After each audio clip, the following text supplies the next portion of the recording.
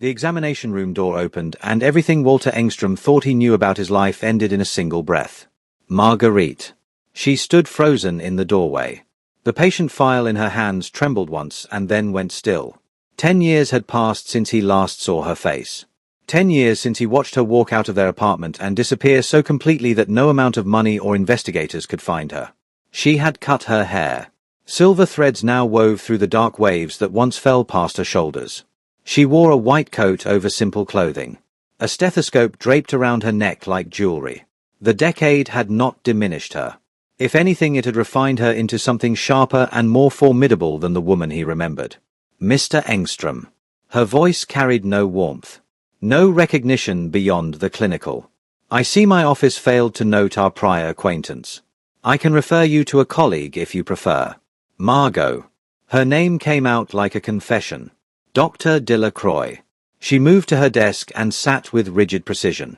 Your referral indicates persistent headaches and episodic confusion. How long have these symptoms been present? The question hung in the sterile air between them. She would not look at him. Her pen hovered over his file and her eyes remained fixed on paperwork as though he were any other patient. As though they had not shared a bed and a life and promises that were supposed to last forever. I do not want another doctor. That is not what I asked. Welcome back to another powerful story, my beloved listeners. Kindly tell where you are watching from and what time it is where you are at. If you are new here, prepare for a story of betrayal, unexpected love, and what truly makes a family. Drop everything and listen closely. This tale of heartbreak and redemption might just change how you view love and family forever.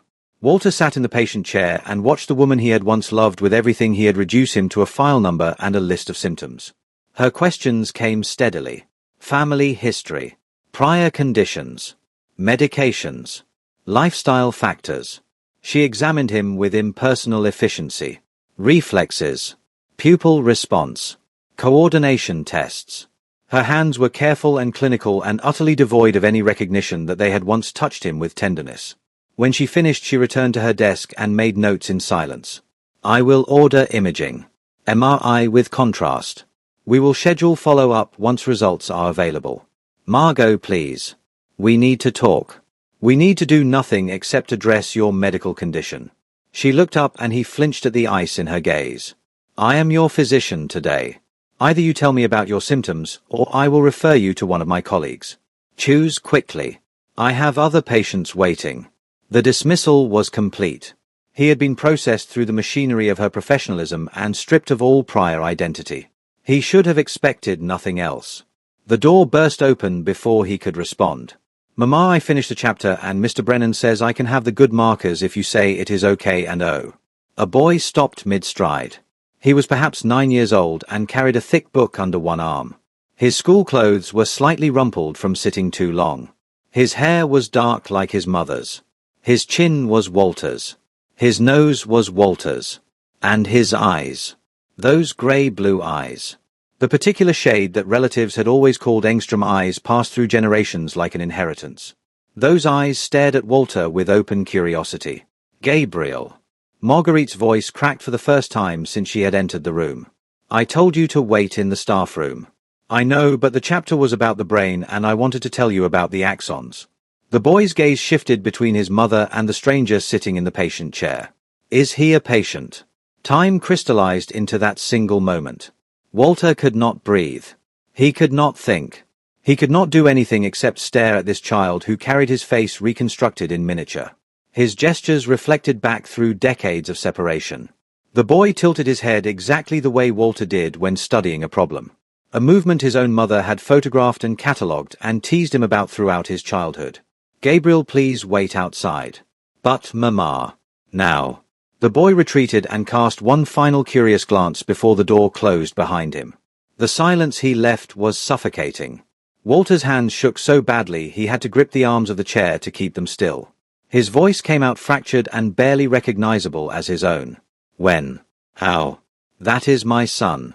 Your imaging appointment will be scheduled by my office. You will receive a call within 48 hours. Marguerite gathered papers and stood and moved toward the door with the precision of someone escaping a burning building. I will have a colleague review your results. There is no need for us to meet again. That is my son. The statement hit the air like something thrown. Marguerite stopped with her hand on the doorframe. Her back remained turned. "That is my son, and you never told me." She turned slowly. The mask had fallen. Beneath it lay 10 years of fury compressed into something cold and absolute. "You lost the right to that word when you chose your lawyer's photographs over your wife's truth." Margot. Dr. Delacroix. Steel in every syllable. "And you will not speak of him again. Not to me. Not to anyone.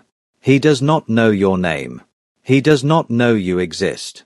And that is how it will remain." She left. The door closed with a soft click that sounded like a cell door locking. Walter sat alone in that examination room for 11 minutes before he could make his legs work well enough to stand.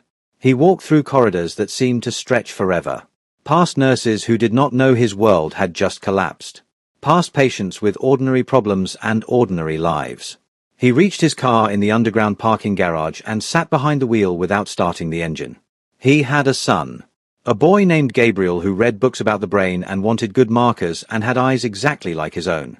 A boy who existed because Marguerite was pregnant when he threw her away. A boy she had raised alone for 10 years while Walter built companies and accumulated wealth and told himself the hole in his chest was ambition driving him forward rather than guilt pulling him under. His phone rang. His assistant. He did not answer. It rang again. A board member. He ignored it. The machinery of empire demanded attention, and he let it ring because nothing mattered now except the face of that child burned into his memory like a brand. The calculation was simple. Gabriel appeared to be 9 years old. 10 years ago, Walter had ended his marriage in the cruelest way possible. The timeline aligned perfectly with their last night together. The night after he threw the divorce papers at her. The night they had collided one final time in anger and grief, and something that felt like goodbye made physical. She had been pregnant. She had walked away carrying his child. And she had never told him. Part of him wanted to rage at the injustice of it. He had a right to know. He had a right to his own son. But a larger part of him understood exactly why she had done it. He remembered his own words from that night. The accusations. The certainty. The disgust in his voice when he told her to get out of his home. Why would she have trusted him with anything after that? Why would she have believed he would accept a child he probably would have assumed was not his? He started the car and drove home through streets that looked unfamiliar though he had traveled them for years. His penthouse occupied the top 3 floors of a building he had developed himself. The views stretched across the entire city. The furnishings had been selected by designers whose names he could not remember. Everything was expensive and immaculate and empty. Walter poured himself a drink he did not taste. He sat at the window and watched the sun set over a city that had made him wealthy beyond imagination and left him with nothing that mattered. Somewhere in this city his son was doing homework or eating dinner or asking his mother questions about the stranger in her office. Somewhere Marguerite was answering those questions with careful half-truths designed to protect the boy from a father who could not be trusted. And she was right. That was the part that destroyed him. She was absolutely right not to trust him. The memories came whether he wanted them or not. They arrived like ghosts summoned by the sight of that child, and they would not be dismissed.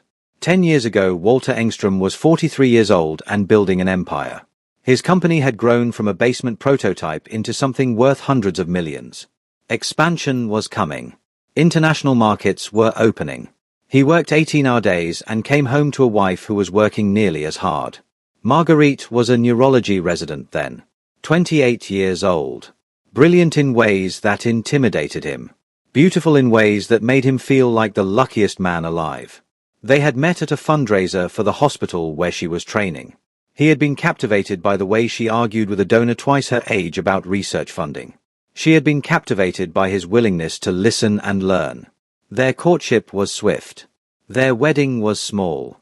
Their first year was happy despite the impossible schedules they both maintained. But somewhere in the second year the distance began to grow. Walter traveled constantly. Marguerite worked shifts that lasted days. They communicated through notes left on the kitchen counter and voicemails that arrived hours after they were sent. He knew she was unhappy. He could see it in the way she looked at him during the rare dinners they shared. But he told himself it was temporary. Once the company was established. Once her residency ended. Once they had time. He never made time. And in the absence of attention his doubts began to grow. Marguerite was young. Marguerite was brilliant. Marguerite was surrounded by colleagues who shared her passion for medicine while Walter talked about market penetration and profit margins. She would leave him eventually. He was certain of it.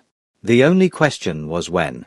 When his lawyer Harrison Cole arrived at the apartment with a manila envelope, Walter felt something like relief beneath the shock. The photographs were damning. Marguerite at a restaurant with executives from a rival technology company.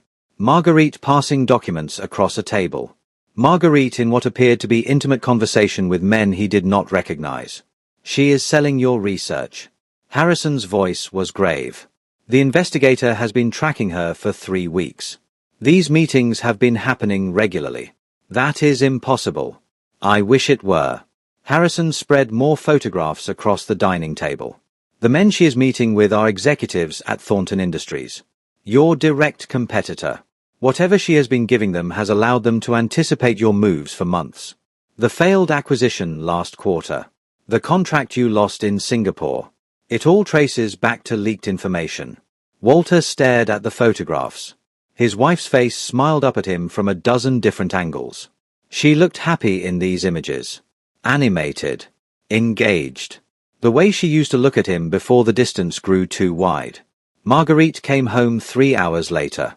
She looked exhausted from a shift that had stretched past 20 hours. Her coat was wrinkled. Her hair was falling from its pins.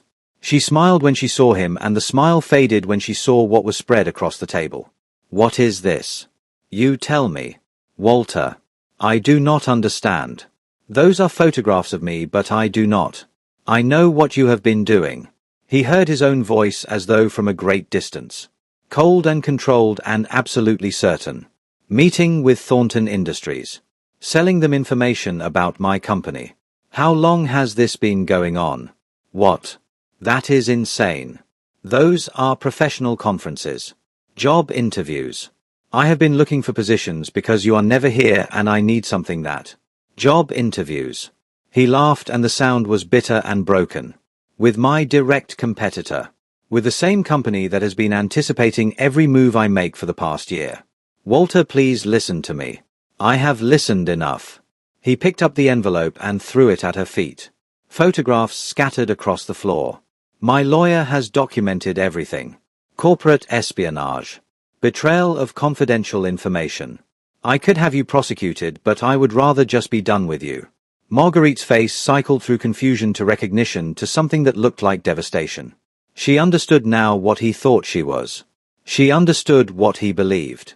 Those photographs are not what you think. Her voice shook. Yes, I met with people from other companies. I was interviewing for positions. I was trying to build a career because my husband is never present and I need something beyond waiting for him to come home. With my competitors. I am a neurologist. They have research departments.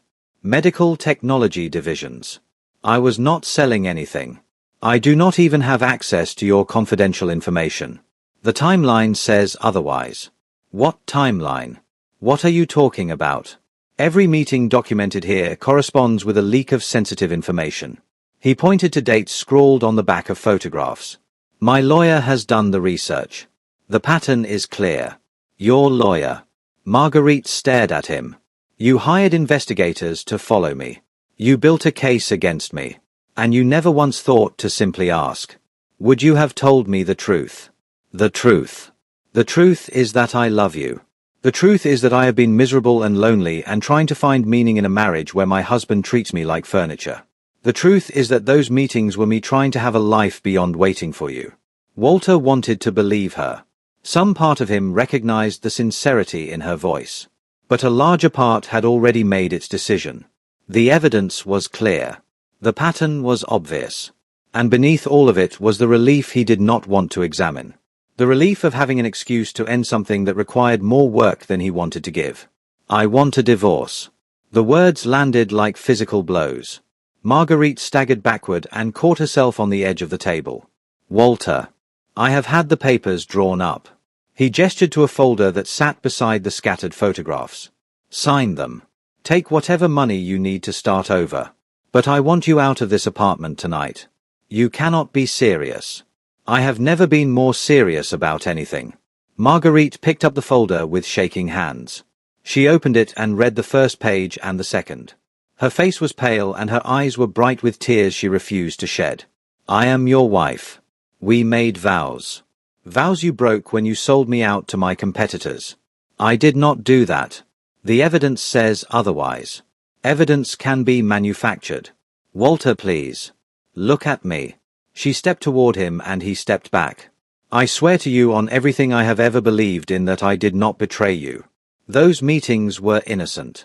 Someone has fabricated this case against me. Who? His voice was cold. Who would do that? I do not know. Someone who wants us separated. Someone who has access to investigators and resources and... You sound paranoid. I sound like someone whose husband has just accused her of corporate espionage based on photographs and circumstantial timing. Sign the papers, Marguerite. No. Then I will have my lawyers make this much more difficult than it needs to be. They stared at each other across a distance that had nothing to do with the physical space between them. Walter saw the woman he had married. The brilliant, beautiful woman who had argued with donors and laughed at his jokes and made him feel like perhaps he was not as empty as he feared. That woman was still there. Still looking at him with love that was transforming rapidly into something else. If I sign these papers. Her voice was steady now. If I give you this divorce. I walk away with nothing. Take whatever you want. I do not care. I do not want your money. I want you to believe me. I cannot. Cannot or will not. Both. The silence stretched between them. Outside the windows, the city glittered with lights that did not know or care that a marriage was dying in this room. Fine. Marguerite set down the folder. Give me a pen. Walter handed her one from his pocket. She sat at the table and signed each page with handwriting that grew steadier as she went. Each signature was a door closing. Each initialed clause was a promise unmade. When she finished, she stood and dropped the pen on top of the papers. I will be gone within the hour. Good. But, Walter. She paused at the doorway to the bedroom they had shared. When you realize what you have done. When you understand how wrong you were. Do not come looking for me. Some broken things cannot be fixed. She went to pack. Walter sat at the table surrounded by photographs and legal documents, and listened to the sounds of his marriage being dismantled. Drawers opening. Closet doors sliding. A suitcase being filled with the fragments of a life together. She emerged 40 minutes later with a single bag over her shoulder. Her face was composed. Her eyes were dry. She had clearly been crying, but she would not let him see the evidence. Key, he said. She placed it on the counter with a click that sounded final. Goodbye, Walter. Goodbye. She walked out and closed the door behind her. He listened to her footsteps recede down the hallway. He heard the elevator arrive and depart. And then there was only silence. He poured himself a drink. He sat at the window. He told himself he had done the right thing. The evidence was clear. The betrayal was documented. He was protecting himself and his company from a woman who had used him. But something nagged at him even then. The photographs were almost too perfect. The timing too convenient. And the look on her face when she denied everything. The absolute sincerity in her voice. He pushed the doubts away. He finished his drink and poured another. He did not sleep that night or the night after. 3 months later the divorce was final. Marguerite had requested nothing in the settlement. No alimony. No share of his growing fortune. She simply signed what needed signing and disappeared. Her phone was disconnected. Her apartment was vacated. Her residency program reported that she had transferred to another hospital but would not say where. Walter told himself it was proof of her guilt. Innocent people fought. Guilty people fled. He did not know she was carrying his child when she walked out the door. He did not know she had taken an ultrasound image to that final confrontation planning to surprise him with news that should have changed everything. He did not know she had kept the news buried rather than share it with a man who looked at her with disgust and accused her of things she had never done. She disappeared because she was protecting someone who did not exist yet. A child she somehow knew would have his father's eyes. A child who deserved better than growing up in a house where trust had been murdered by manufactured evidence and willing suspicion. The years passed. Walter's company grew. The technology sector expanded and Engstrom Industries expanded with it. By the time the decade mark arrived, Walter was worth $4 billion. He owned properties on 3 continents. He sat on boards and advised governments and was featured in magazines as an example of entrepreneurial success. He was also completely alone. He never remarried. He dated occasionally, but the relationships never lasted beyond a few months. Every woman he met was measured against Marguerite and found wanting. Not because they were inadequate, but because they were not her. The specific way she laughed at his terrible jokes. The way she fell asleep reading medical journals. The way she looked at him in the early days like he was the most interesting person she had ever met. He searched for her periodically during the first years. Private investigators who found nothing. Database searches that yielded no results. She had changed her name back to her maiden identity and buried herself so completely that finding her would have required more resources than he was willing to commit. Eventually he stopped searching. The guilt transformed into something calcified. A stone he carried in his chest without examining. His mother died 2 years after the divorce. His father followed 18 months later. His business partner from the early days retired and moved to another country. One by one, the people who remembered who he had been before the success disappeared from his life. He was left with employees and board members and the occasional journalist who wanted to understand how a man could build something worth billions from nothing. He never told them the truth. That he had started building the empire to impress a woman. That he had kept building it because there was nothing else left. That every accomplishment felt hollow because there was no one to share it with. The headaches began around his 50th birthday. Pressure behind his eyes that would not dissipate. Moments of confusion that frightened him more than he would admit. He ignored them for months because he had ignored everything personal for years. His body was just another system to be managed. Another problem to be solved. Finally, his personal physician insisted. The symptoms could indicate something serious. He needed to see a specialist. A neurologist. Someone who could run tests and rule out possibilities that neither of them wanted to name. His assistant scheduled the appointment. Dr. M. Delacroix. Department of Neurology. Langford Medical Center. The name meant nothing to her because the marriage was ancient history that Walter never discussed. She did not know that M stood for Marguerite. She did not know that Walter sat in the parking garage for 11 minutes before the appointment because some part of him recognized what was coming. And now here he was. Sitting in his empty penthouse with a glass of whiskey he could not taste. Watching the city lights blur through eyes that would not stop leaking. He had a son. A boy who would turn 10 years old without knowing his father existed. A boy whose mother had built an entire life specifically to keep Walter away. A boy who represented everything he had thrown away because he was too weak to trust the woman he claimed to love.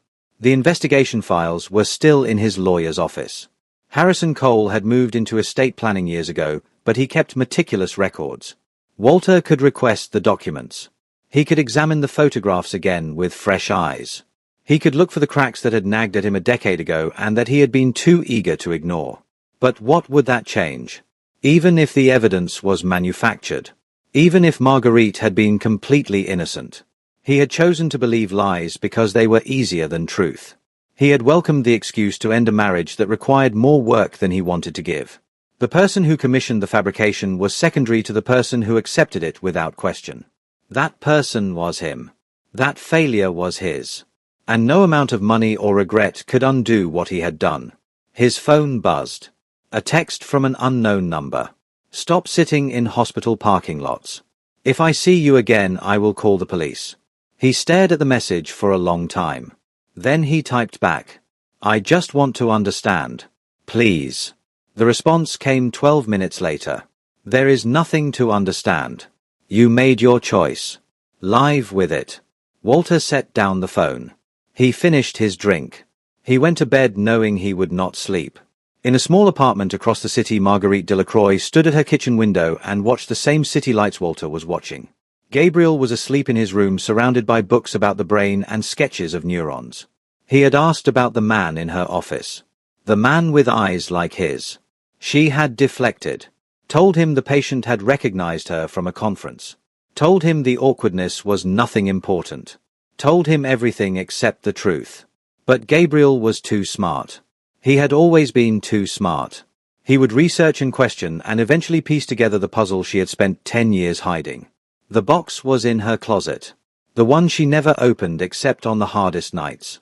Inside were photographs from her wedding. Letters Walter had written during their courtship. The ultrasound image she had been carrying the night everything ended. She did not open it tonight. She already knew what was inside and what it would cost her to look at it. The memories were sufficient torture without physical evidence. She had loved him. That was the cruelest part. She had loved him completely and stupidly, and with all the naive faith of a woman who believed love was enough. She had loved him through the long hours and the missed dinners and the growing distance.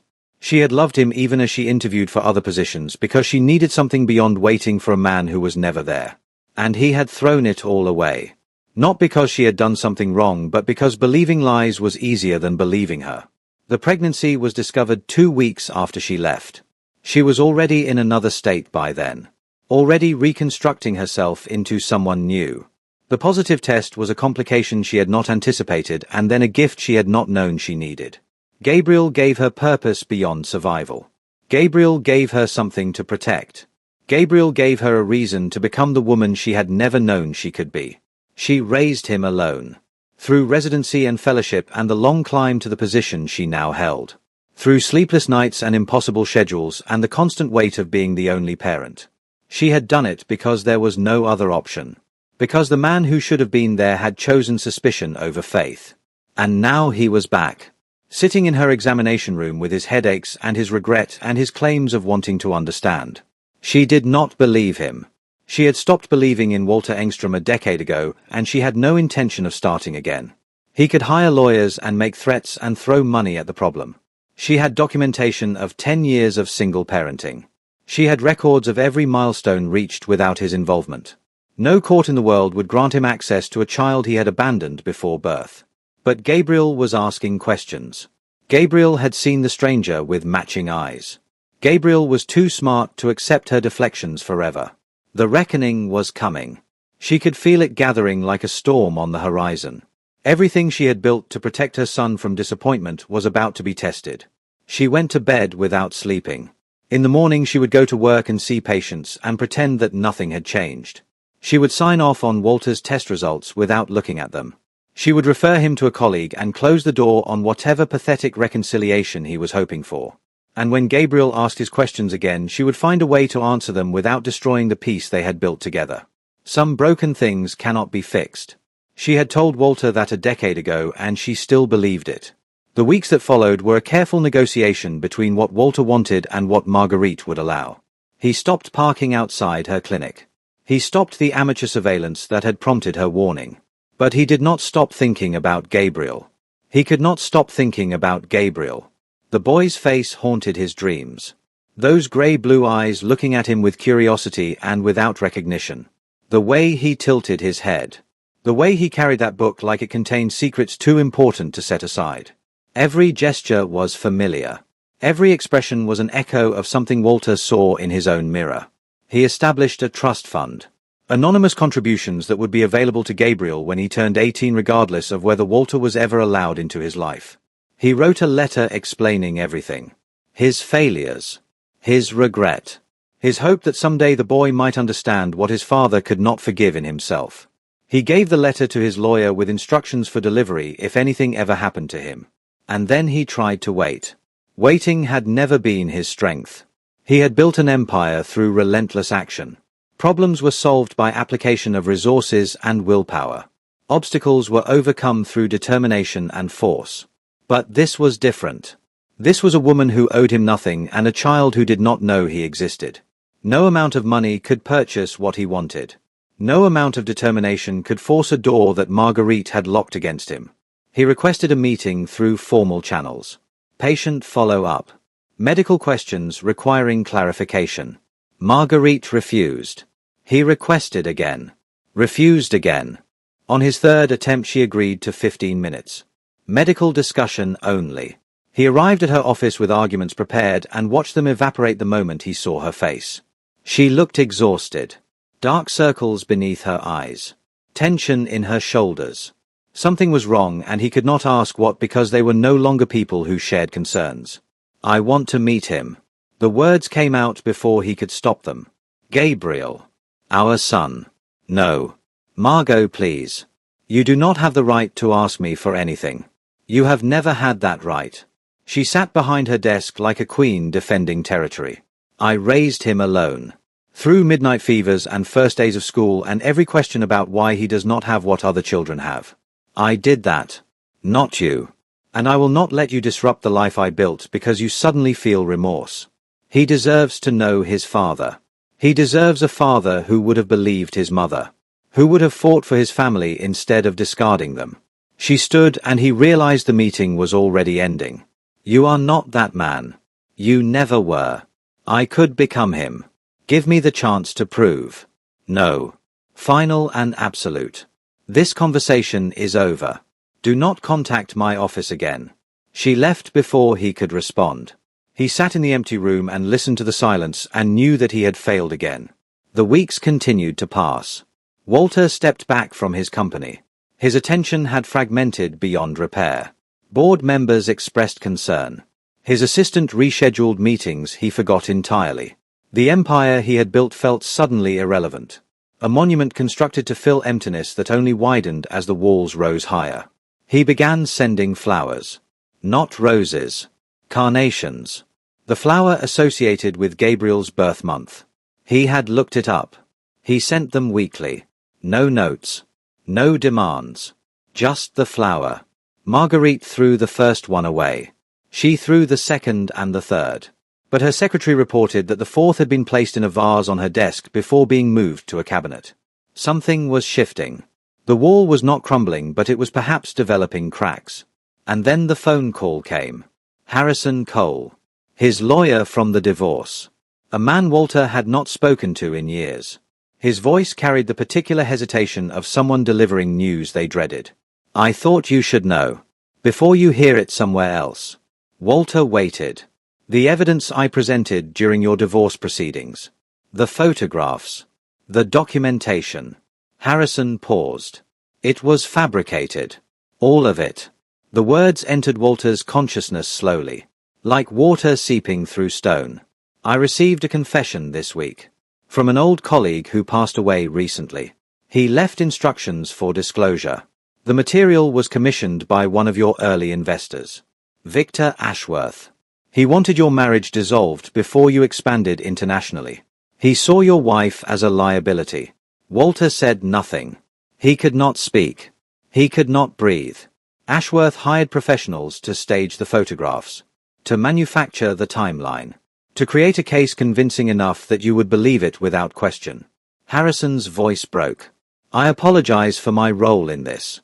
I should have verified independently. I accepted the evidence because it looked solid and I wanted to be helpful. I was wrong. Walter disconnected the call without responding. He sat in his study for hours as evening turned to full dark. The confession changed nothing and everything. He had suspected for years. The photographs were too convenient. The evidence too clean. The pattern too perfect. But he had chosen to believe because believing was easier than the alternative. Trusting Marguerite required courage he did not possess. Accepting the manufactured evidence required only cowardice. Victor Ashworth was dead. Harrison Cole was guilty of negligence but not malice. The only person who bore full responsibility for what happened was Walter himself. He had destroyed an innocent woman because he was looking for an excuse to leave. The understanding settled over him like a shroud. He had told himself for 10 years that he was the victim of betrayal. That his suspicion was justified. That the evidence spoke for itself.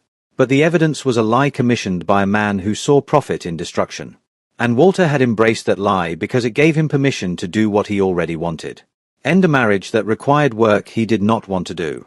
Abandon a woman who deserved better than he could give.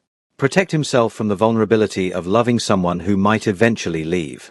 The cruelest part was that Marguerite had not been planning to leave. She had been planning to tell him about the pregnancy. She had been planning to recommit to a marriage that was struggling. She had been planning to fight for them. And he had not given her the chance. Across the city, Marguerite received the same disclosure documents. They arrived in her office mail. Official legal correspondence. A dead man's confession forwarded through lawyers who were closing files. She read the fabrication report. The investor's instructions to the private investigator. The payments documented. The staging described in clinical detail. each photograph broken down into its manufactured components. Her reaction was not relief. It was fury. She had never needed documentation to know she was innocent. She had told Walter the truth to his face, and he had chosen not to believe her. These papers only confirmed what she had said a decade ago in their apartment while he stared at her with disgust. The evidence changes nothing. She told the documents as though they could hear her. He still chose to believe lies instead of trusting me. That night Gabriel found her crying over the papers. He stood in the doorway of her bedroom in his pajamas and watched her for a long moment before speaking. "What are those, Mama?" She wiped her face and put the papers away. "Nothing important. Just old documents from a long time ago." "You are crying." "I am just tired." "You cry about my father sometimes. I can hear you even though you think I am asleep." Marguerite froze. Gabriel had never spoken about this before. She had assumed he accepted her careful explanations. She had assumed the deflections were working. "I know who he is," Gabriel continued. "The man from your office. The one with eyes like mine. His name is Walter Engstrom.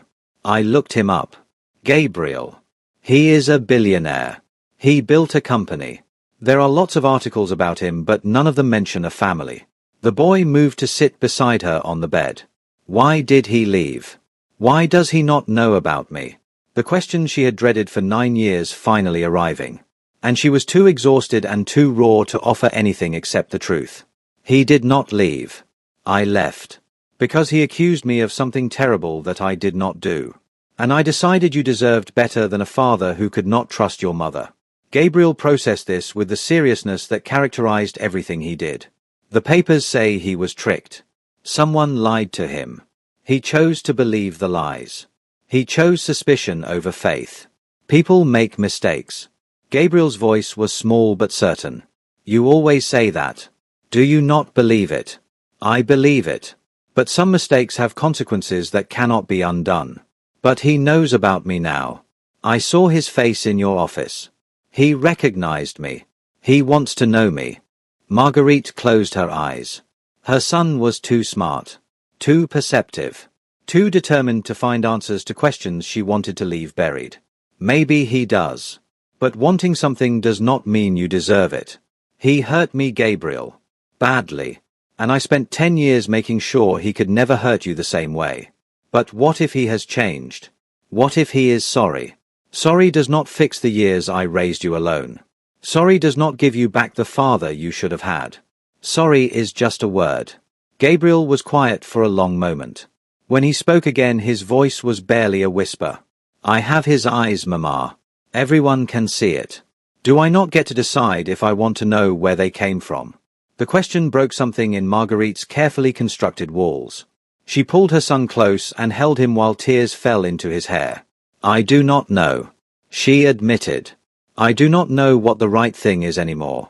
They sat together in the darkness. Mother and son. The weight of a decade of secrets finally shared. And across the city Walter Engstrom sat in his own darkness, staring at the disclosure documents, understanding for the first time the full scope of what he had done. He had destroyed an innocent woman. He had lost a son he never knew existed. He had built an empire worth billions, and it meant nothing. Nothing at all. The morning after Gabriel's confession, Marguerite stood at her kitchen counter and watched her son eat breakfast. He moved through his routine with the same careful precision he brought to everything.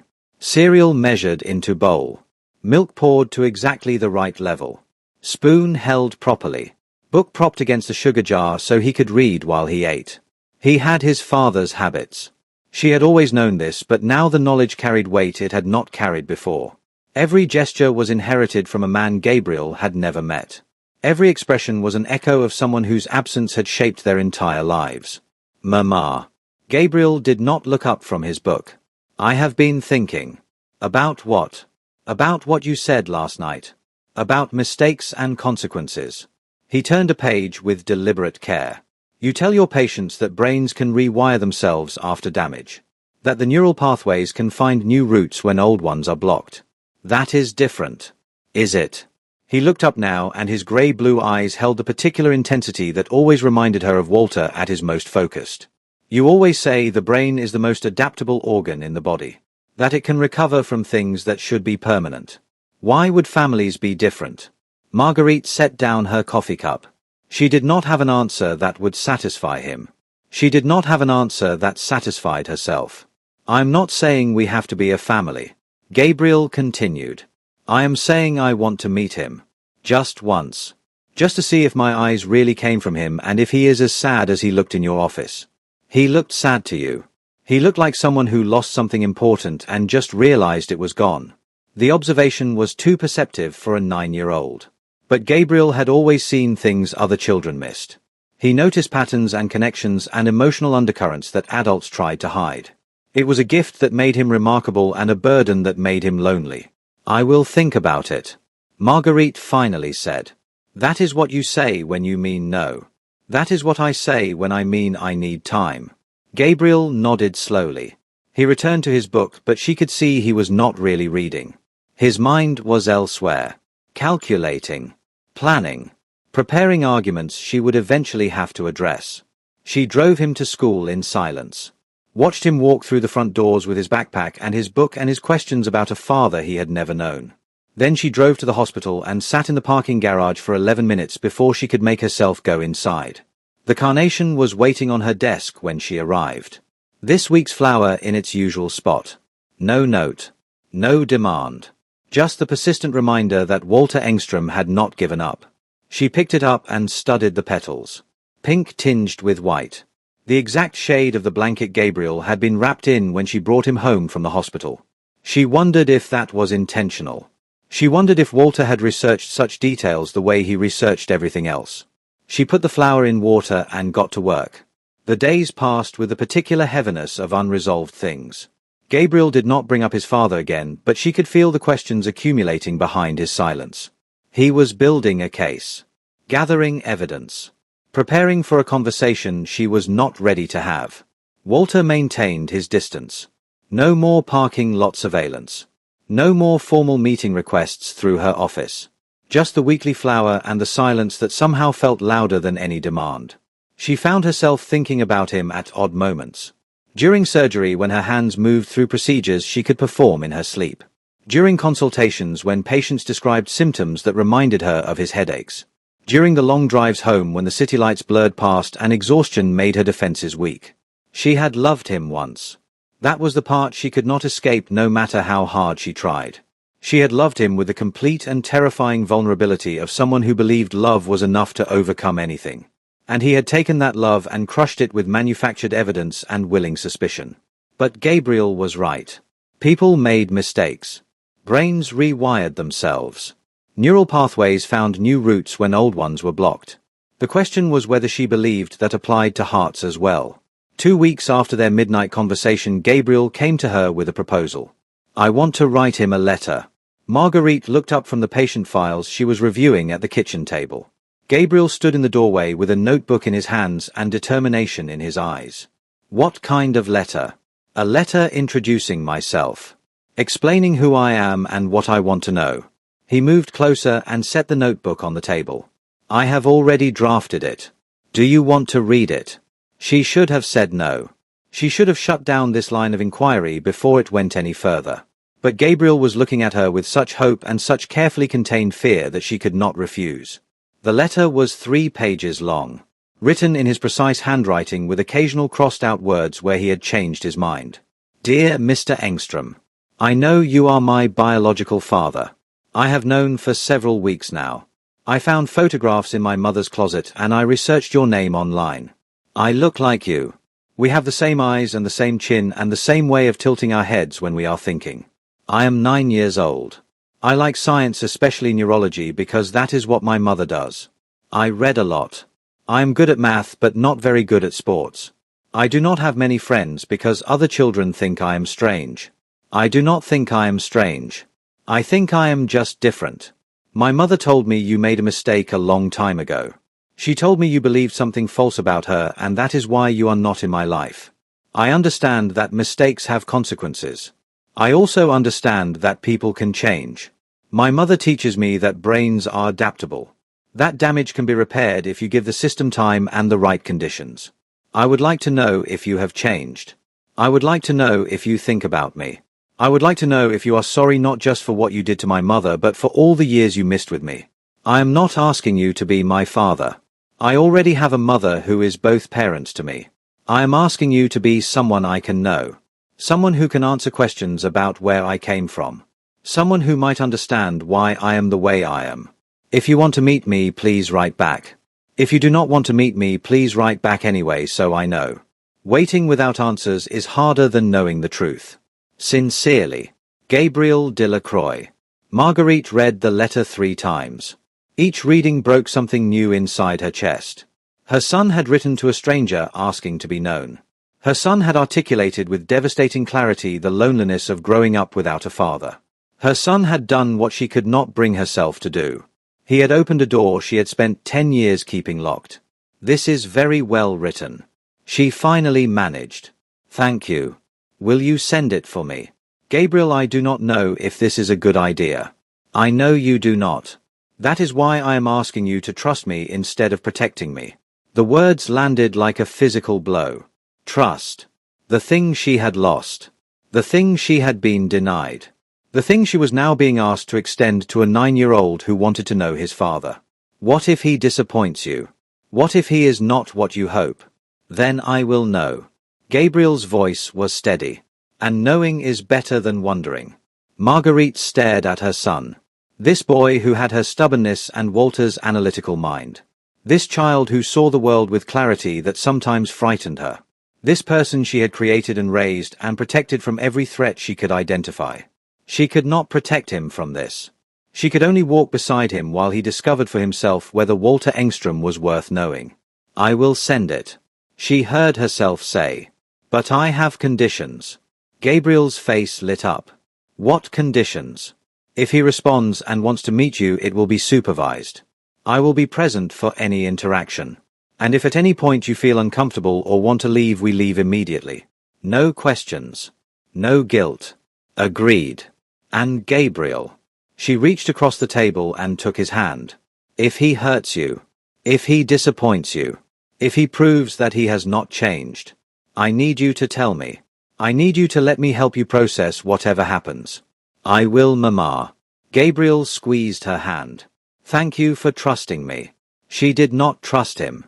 She did not trust Walter. She did not trust herself. But she loved her son enough to let him try. The letter was sent the following day. Marguerite addressed it herself. Used the hospital as the return address. Included no note of her own. Just Gabriel's words in Gabriel's handwriting delivered to Walter Engström's corporate office. And then they waited. Walter received the letter on a Thursday afternoon. His assistant brought it in with the rest of his mail. Marked it as personal correspondence. Left it on his desk without comment. He recognized the hospital name on the return address. His hands shook as he opened the envelope. His vision blurred as he read the first line. Dear Mr. Engström, I know you are my biological father. He read the letter 7 times. Each reading revealed new details he had missed. The precision of the handwriting. The sophistication of the vocabulary. The emotional intelligence that allowed a 9-year-old to articulate such complex feelings. I do not have many friends because other children think I am strange. I do not think I am strange. I think I am just different. Walter remembered being that child. The one who read too much. The one who asked questions other children did not think to ask. The one who learned early that being smart often meant being alone. His son was like him. In ways that went beyond eye color and chin shape. Gabriel carried the particular burden of exceptional intelligence. The loneliness of seeing things others missed. The isolation of being different in a world that valued conformity. And Walter had not been there to help him navigate any of it. He called his assistant and cancelled his afternoon meetings. Then he sat at his desk and wrote a response. Dear Gabriel, thank you for your letter. It is the most important thing anyone has ever written to me. I have thought about you every day since I learned you existed. I have wondered what you were like. What you enjoyed. Whether you were happy. Whether you ever thought about me. I am sorry for the years I missed. I am sorry that my mistakes cost you a father. I am sorry that your mother had to be both parents because I was not strong enough to trust her. You asked if I have changed. I do not know how to answer that honestly. I am not the same man I was 10 years ago. Time and regret have altered me in ways I am still discovering. But I cannot promise that I am the person you deserve. I can only promise that I want to try. Yes, I want to meet you. More than I have ever wanted anything. I will accept whatever conditions your mother sets. I will move at whatever pace she requires. I will do whatever it takes to earn the chance to know you. You said waiting without answers is harder than knowing the truth. You are wiser than most adults I have met. The truth is that I love you already. I have loved you since the moment I saw you in your mother's office. Not because you are my biological child, but because you are remarkable. The truth is that I am terrified of disappointing you. I have disappointed everyone who ever mattered to me. I do not want to add you to that list. The truth is that I do not know if I can be what you need. But I am willing to spend the rest of my life trying to find out. Please tell your mother that I will wait. For as long as it takes. For whatever she needs. I am not going anywhere. With hope. Walter. He sent the letter the same day. Then he sat in his office and stared at the wall and tried to remember how to breathe. Gabriel received the response 3 days later. He read it at the kitchen table while Marguerite watched. His face remained composed, but his hands trembled slightly as he turned the pages. He loves me, Gabriel said when he finished. He says he loves me already. Marguerite took the letter and read it herself. Walter's handwriting had not changed. The same precise strokes she remembered from the notes he used to leave on their kitchen counter. The same careful formation of letters that revealed his engineering mind. But the words were different. Vulnerable in a way she had never seen from him. Honest in a way that cost something to produce. This was not the Walter who had accused her of betrayal. This was someone else. Someone broken and rebuilt into a shape she did not recognize. He says he will accept your conditions. Gabriel pointed to the relevant passage. He says he will wait as long as you need. I see that. Does this mean we can meet him? Marguerite set down the letter. Her son was looking at her with such hope. Such carefully contained excitement. She could crush it with a word. She could protect him from potential disappointment by simply saying no. But Gabriel had asked to be trusted instead of protected. And she had agreed. I will contact him, she said. We will set up a meeting. But remember what I said, Gabriel. If at any point you want to leave. I know, Mama. I remember. She texted Walter that night from an unknown number. The message was brief and practical. Gabriel wants to meet you. Saturday. Riverside Park. 10 in the morning. I will be present the entire time. 1 hour maximum. Do not bring gifts. Do not make promises you cannot keep. His response came within minutes. Thank you. I will be there. I will follow every rule. Thank you. She did not respond. She put down her phone and went to check on Gabriel. He was already asleep. Dreaming about whatever 9-year-olds dreamed about. Fathers, perhaps. Families. The possibility of being known by someone who shared his eyes. She watched him for a long time. Then she went to her room and opened the box in her closet. The one she never touched except on the hardest nights. Walter's wedding ring was still inside. He had left it on the counter next to her key. She had taken it without knowing why. Kept it without examining the impulse. It sat now beside the ultrasound image and the wedding photographs and all the evidence of a life that had ended a decade ago. She picked up the ring and turned it in her fingers. The inscription was still visible inside the band. The words he had chosen when they exchanged vows. All my trust. The irony was too bitter to acknowledge. She put the ring back in the box. Closed the lid. Returned it to the shelf. Saturday would come. The meeting would happen. And whatever followed would reshape all of their lives in ways she could not predict.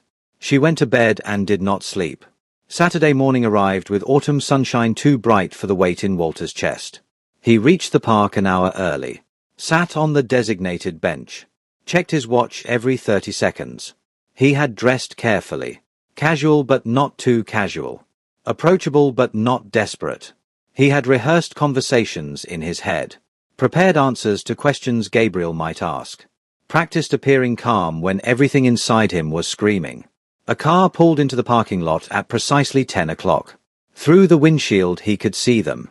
Marguerite in the driver's seat. Gabriel beside her. They appeared to be having a conversation. Then Gabriel nodded, opened his door, stepped out into the sunshine. He walked toward Walter with careful steps. His mother followed a few paces behind, close enough to intervene if needed, far enough to give the illusion of privacy. Gabriel stopped in front of the bench. Those grey-blue eyes studied Walter with scientific precision, taking measurements, noting details, building a mental model of the man who had contributed half his genetic material. "Hello," Gabriel said. "You look like me." Walter stood. His legs were unsteady, but he forced them to hold his weight. "Hello. You look like me." Gabriel tilted his head. The exact gesture Walter made when considering a problem. "Your letter said you were terrified of disappointing me. Are you still terrified?" "Yes." "Good."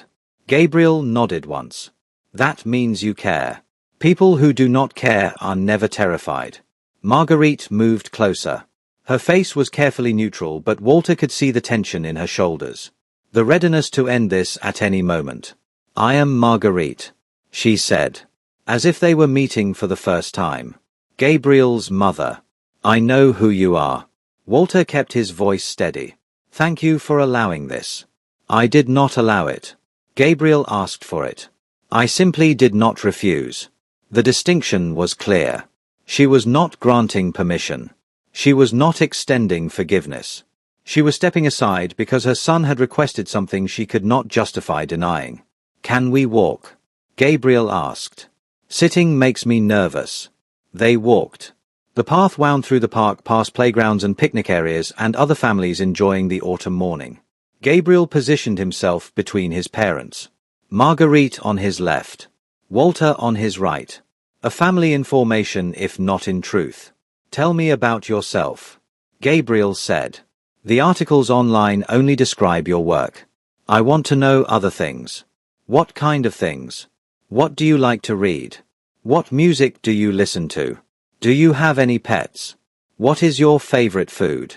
Do you believe in God?" Walter smiled despite himself. His son asked questions the way he did. Rapid fire. Comprehensive.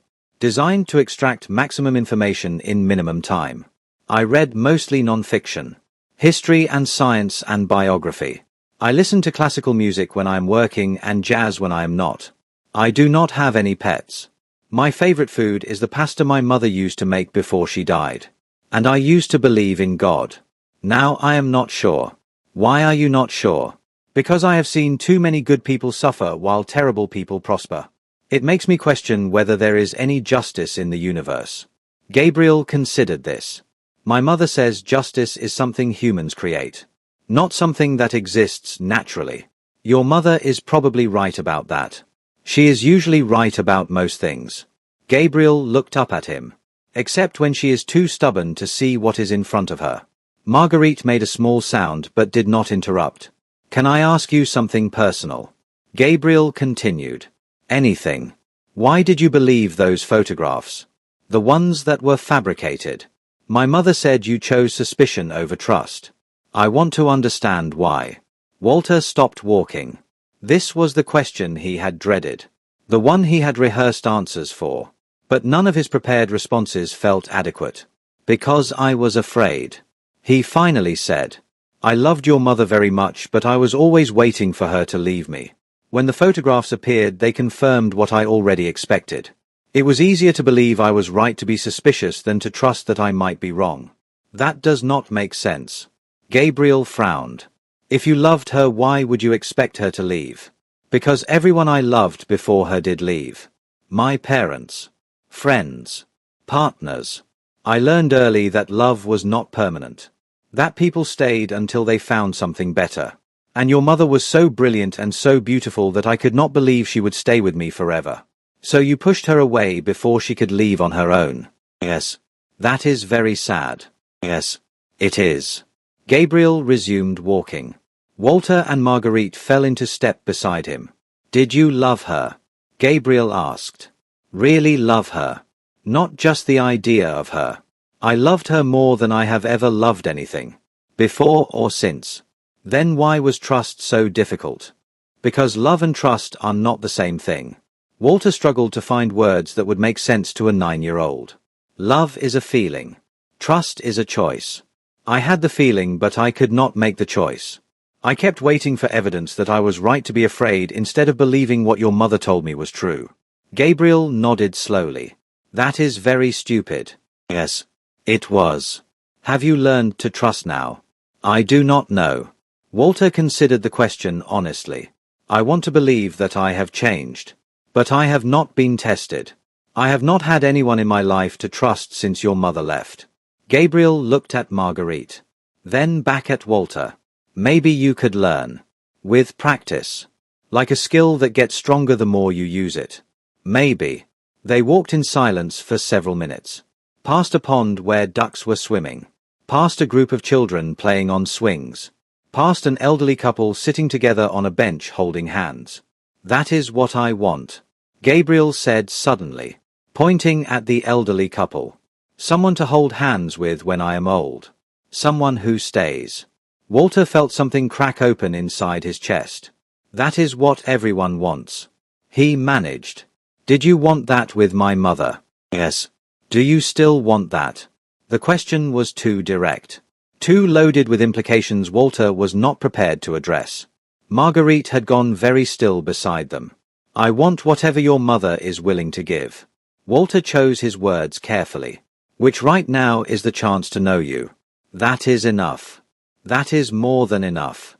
Gabriel seemed to accept this. He reached up and took Walter's hand.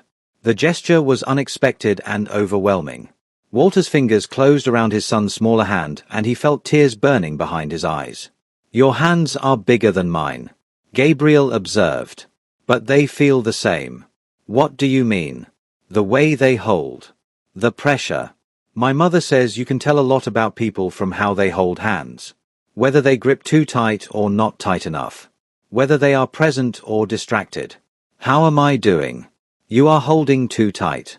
But I understand why. You are afraid I will let go. Walter loosened his grip. Gabriel smiled. Better. They completed the circuit of the park and returned to the bench where they had started. The hour was nearly over. Marguerite had remained silent through most of the walk, but Walter could feel her watching. Evaluating. Measuring him against standards he could not see. I have to go now, Gabriel said. But can we do this again? Same time next week. If your mother agrees. Gabriel looked at Marguerite. She looked back at him for a long moment. Then she nodded once. Same time next week. Gabriel released Walter's hand. He walked to his mother and took her hand instead. They started toward the parking lot. But halfway there Gabriel turned back. Mr. Engström. Yes. I am glad you came. I was afraid you would not. I almost did not. Walter admitted. I was terrified of making mistakes. You will make mistakes. Gabriel's smile was wise beyond his years. Everyone does. The question is what you do afterward. What should I do afterward? You show up again. You keep trying. You prove that the mistake was not the end of the story. Walter watched them drive away. He sat on the bench for another hour after they left. Watching other families. Other fathers. Other lives that looked effortless from the outside but were probably just as complicated as his own. His son had held his hand. Had asked him to come back. Had given him instructions for how to earn trust. Show up again. Keep trying. Prove that the mistake was not the end of the story. He could do that. He would do that. For as long as it took. For whatever they needed. He drove home with something unfamiliar in his chest. It took him several minutes to identify the sensation. Hope. The meetings continued. Week after week. Walter showed up early and stayed late after they left. Gabriel asked questions and offered observations and slowly began to trust the father he had never known. Marguerite watched and evaluated and gradually relaxed her vigilance. By the 6th week Gabriel was running toward Walter when he arrived. By the 8th week he was hugging him goodbye. By the 10th week he was asking if they could meet somewhere other than the park. Marguerite agreed to a restaurant. Then a museum. Then a movie theater where Gabriel sat between his parents and whispered commentary about plot holes and scientific inaccuracies. They were becoming something. Not a family exactly. The wounds were still too fresh and the history too heavy for that. But something adjacent to family. Something that resembled what they might have been if Walter had made different choices a decade ago. And then the phone call came. Walter was in his office reviewing quarterly reports when his assistant interrupted. There had been an incident at Gabriel's school. A medical emergency. The boy had collapsed during gym class. His mother was in surgery and unreachable. How did they get my number? Walter asked even as he was grabbing his keys. You are listed as an emergency contact. Your assistant looked confused. In the school's records. Has been for years apparently. Someone must have added you and never removed the information. Marguerite. She had put him on the emergency contact list when Gabriel enrolled. Before the divorce. Before everything fell apart. And no one had thought to update it when she changed her name and her life and her relationship to Walter Engstrom. He reached the hospital in 14 minutes. Parked illegally. Ran through corridors asking for the pediatric wing. Found his son in a bed too large for his frame with an 4 in his arm and monitors beeping steadily. Gabriel looked up when he entered. Those grey-blue eyes widened with recognition and something else. Relief perhaps.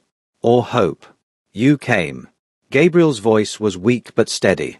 The school called. Your mother is in surgery. She could not be reached. They called you specifically. I am listed as your emergency contact.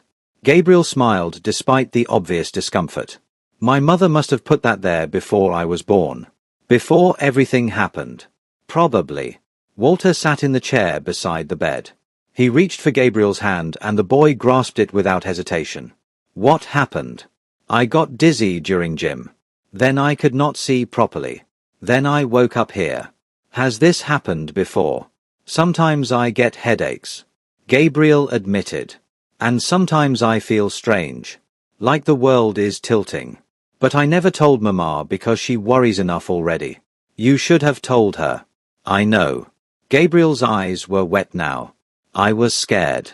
I did not want to be sick. I did not want to be more different than I already am. Walter squeezed his hand. Being sick does not make you more different. It makes you human. Are you scared? Terrified? Good. Gabriel managed a weak smile. That means you care. They sat together in silence. Father and son. Holding hands in a hospital room while monitors beeped and nurses came and went. Can I tell you something? Gabriel said eventually. Anything. I was not sure about you at first. When we started meeting. I wanted to believe you had changed, but I also remembered what Mama said. About how you chose lies over truth. About how you were not strong enough. I know. But now I think I understand something. Gabriel's voice was thoughtful despite his obvious fatigue. You were broken. Not evil.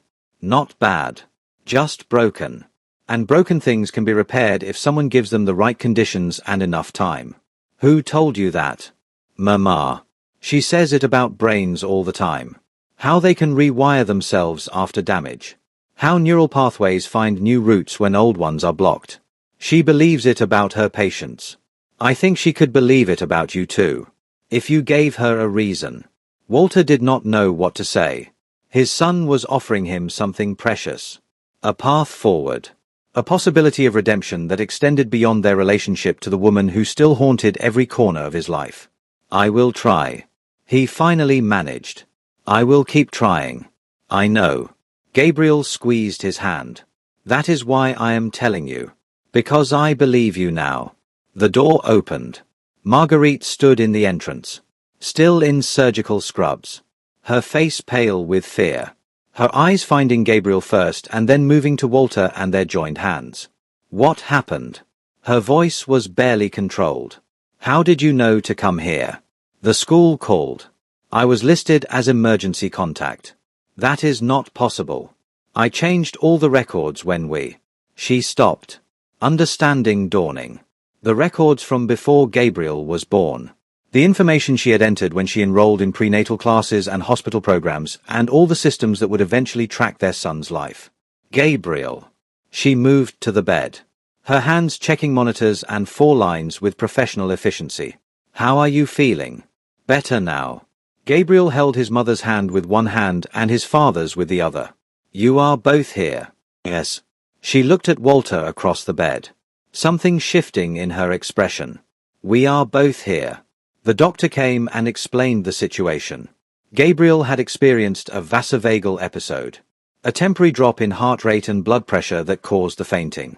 Common in children his age, especially during physical exertion. Not dangerous but worth monitoring. They would keep him overnight for observation. Marguerite asked technical questions that went over Walter's head. She understood the medical details in ways he never would. But he understood other things. The fear beneath her professional demeanor. The exhaustion that showed in the lines around her eyes. The weight of being a single parent facing medical emergencies alone. I can stay. He offered when the doctor left. If you need to go back to work. If you have other obligations. I am not leaving him. I know. I am not suggesting that.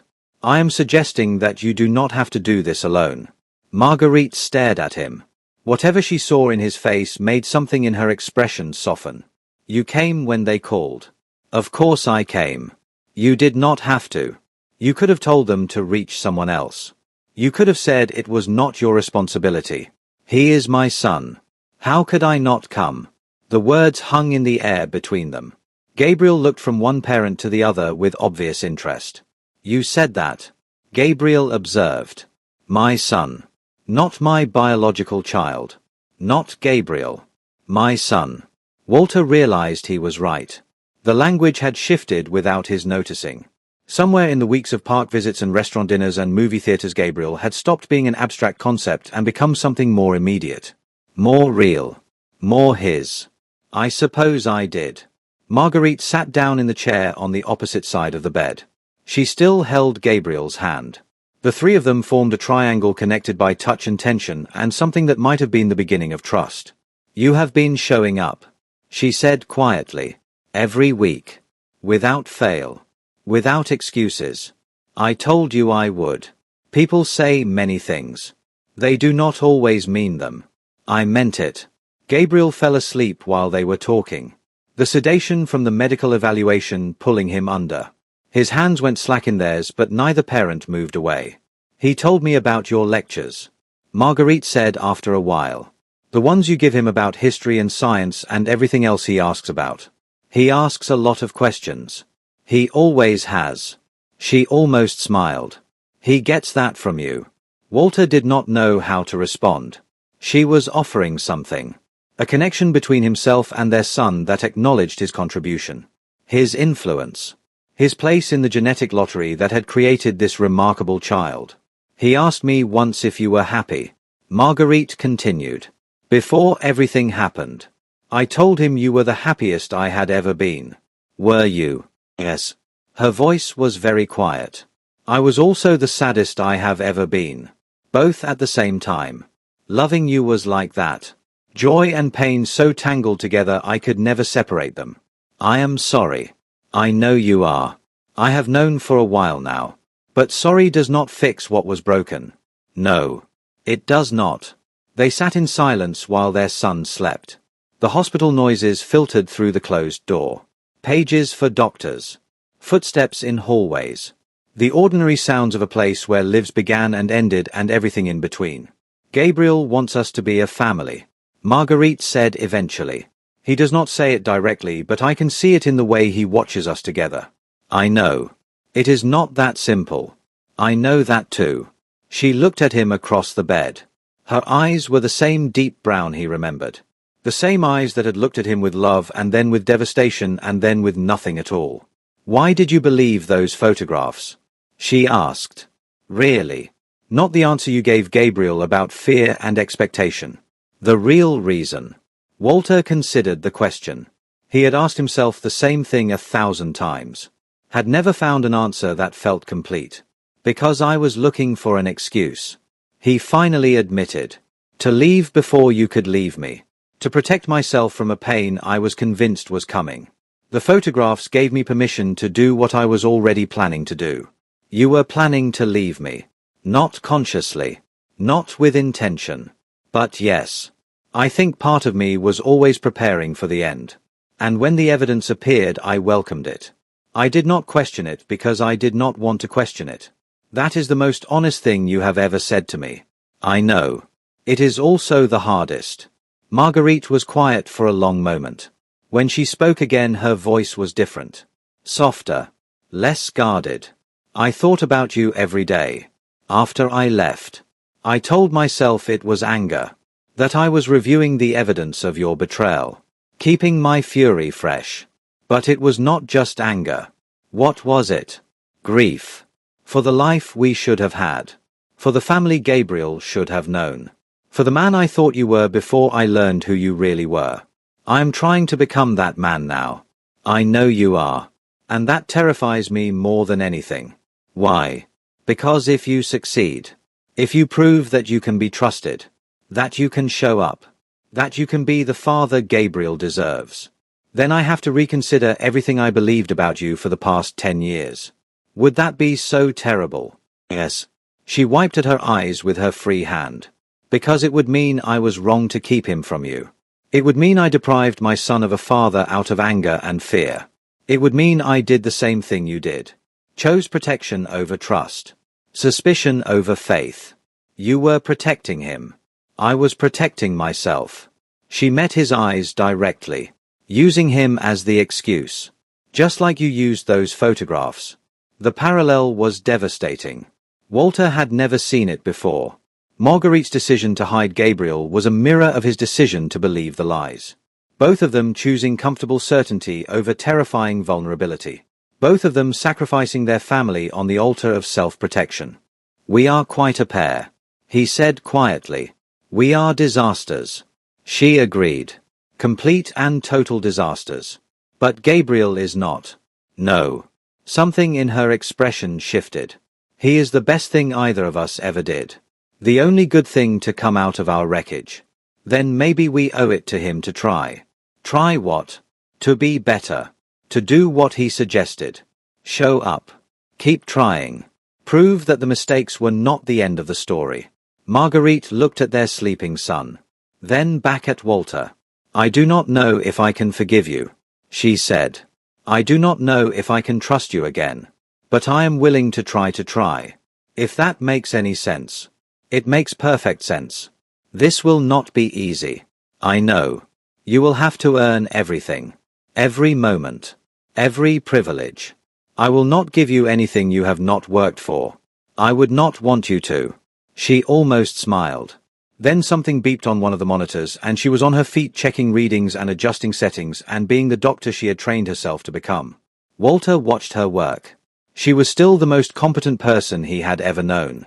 Still brilliant and beautiful and capable of anything. But she was also tired. Worn down by years of doing everything alone.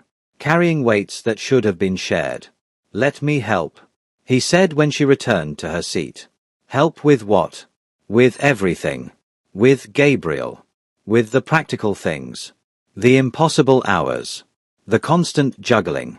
I have resources and time and the willingness to learn. Let me carry some of the weight. Marguerite studied him for a long moment. Whatever she saw in his face made her nod once. We will see. But maybe. Eventually. If you prove that you can be trusted. I will prove it. I hope so. She looked at Gabriel again. For his sake. For all our sakes. They stayed through the night. Taking turns dozing in the uncomfortable hospital chairs. Holding Gabriel's hands when he stirred. Talking in whispered conversations that covered neutral topics and slowly moved toward more dangerous territory. By morning Gabriel was awake and demanding breakfast and asking when he could go home. The doctors cleared him for discharge. Marguerite handled the paperwork. Walter handled the logistics. They walked out of the hospital together. A family in formation if not in name. Same time next Saturday. Gabriel asked as they reached the parking lot. Same time next Saturday. Walter confirmed. But maybe somewhere different. Gabriel looked between his parents. Maybe somewhere more interesting than the park. We will see, Marguerite said. Gabriel hugged Walter goodbye. The embrace lasted longer than usual. Tighter. More deliberate. Thank you for coming. Gabriel whispered. For not making me be alone. I will always come. Walter whispered back. Whatever you need. Whenever you call. I will always be there. He watched them drive away. Then he stood in the hospital parking lot and looked at the building where his son had spent the night. Where Marguerite had sat beside him in the darkness. Where something had shifted between all of them. Not forgiveness. Not reconciliation. But the beginning of something. A chance. Gabriel had asked him if he believed in justice. He had said he was not sure. That good people suffered while terrible people prospered. But maybe justice was not something the universe provided. Maybe justice was something you built yourself. Choice by choice. Action by action. Year by year until the scales began to balance. He had spent 10 years paying for a mistake he made in a single night. Marguerite had spent 10 years surviving that mistake. Gabriel had spent 10 years growing up in the shadow of it. Now they were all trying something different. Something harder. Something that required more courage than any of them had ever shown. Walter got in his car and drove toward a future that looked different than any future he had imagined. Not better necessarily. Not easier. But more real. More honest. More worth fighting for. Some broken things could not be fixed. Marguerite had told him that a decade ago, and she had been right. But maybe broken things could be rebuilt. Into something new. Something different. Something that carried the cracks but did not crumble beneath them. He would show up next Saturday. And the Saturday after that. And every Saturday for as long as they would have him. Because Gabriel had taught him something important. The question was not whether you made mistakes. Everyone made mistakes. The question was what you did afterward. Walter intended to spend the rest of his life answering that question. One Saturday at a time. One conversation at a time. One small proof of trustworthiness at a time. Until the family he had destroyed became the family he had earned. It would take years. It would take patience he had never possessed. It would take becoming someone he had never been. But Gabriel had his eyes. And Marguerite had finally looked at him without hatred. And the morning sun was bright with possibility. That was enough. For now. For today. For the beginning of whatever came next. It was enough.